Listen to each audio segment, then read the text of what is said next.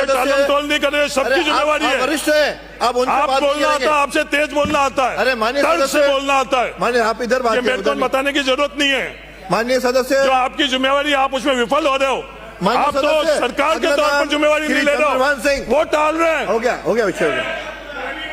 4 minute हो गए। बिराज 4 minute हो गया सर, 1 मिनट जवाब दिलवा दो।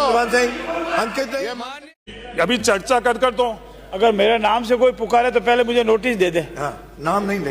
ये बातें कर रहे थे साहब, ये बातें कर रहे तो नोटिस भी दे दूंगा। जो अधिकार है वो नोटिस भी दे दूंगा अगर आप मांग रहे हो तो इस खेजड़ी के संदर्भ में। अपना विषय रखो। सिर्फ इनका संप्रदाय नहीं, आपसे ज्यादा प्रेम होगा। जसनाथ जी ने, जंबेश्वर जी ने, तमाम संप्रदाय जो थाड़ से आया हुआ, उन्होंने भी खेजड़ी के संदर्भ में हम लोगों को एक मार्ग बताया। क्या हम लोग इस मार्ग पर चल रहे? नहीं।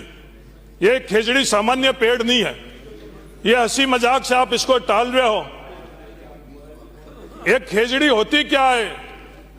अध्यक्ष महोदय, मैं आपके माध्यम से राजस्थान को कहना चाहता हूं, क्योंकि सरकार गंभीर नहीं है ऐसा मुझे आज प्रतीक हो रहा है। खेजड़ी एक दिन में, एक साल में, 5 साल में उगने वाला पेड़ नहीं है। खेजड़ी की उम्र क्या है जो आप लोग कह रहे हो कि एक पेड़ की जगह और पेड़? 400 साल खेजड़ी की औसतन उम्र होती है। कितने लाख खेजड़ी हमने पिछले सालों के अंदर कटाई?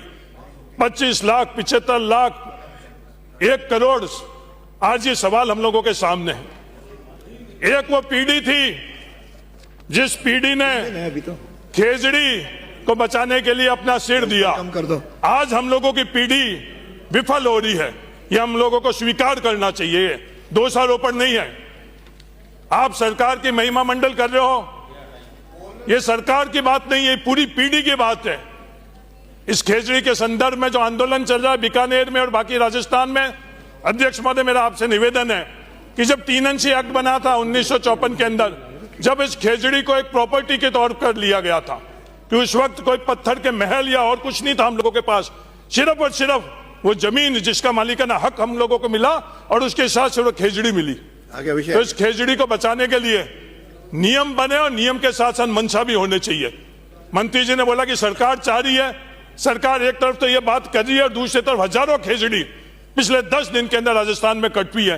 हाथ जोड़कर निवेदन है, ये दोषारोपण नहीं, इस खेजड़ी को सदन पूरा मिलकर बचाए, मेरा निवेदन है। बिराजिए सब कहते हैं माननीय, आप तू मैं आप मैं, इधर बात नहीं करो। पहले खेजड़ी आई, फिर जीवन आया और उसी जीवन ने थार को रेगिस्तान नहीं सभ्यता दी।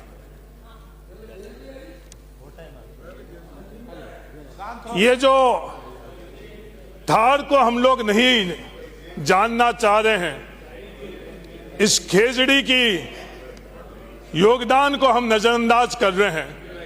अध्यक्ष महोदय, ये खेजड़ी जोगाराम जी जिस संप्रदाय से आते हैं, इनका संप्रदाय भी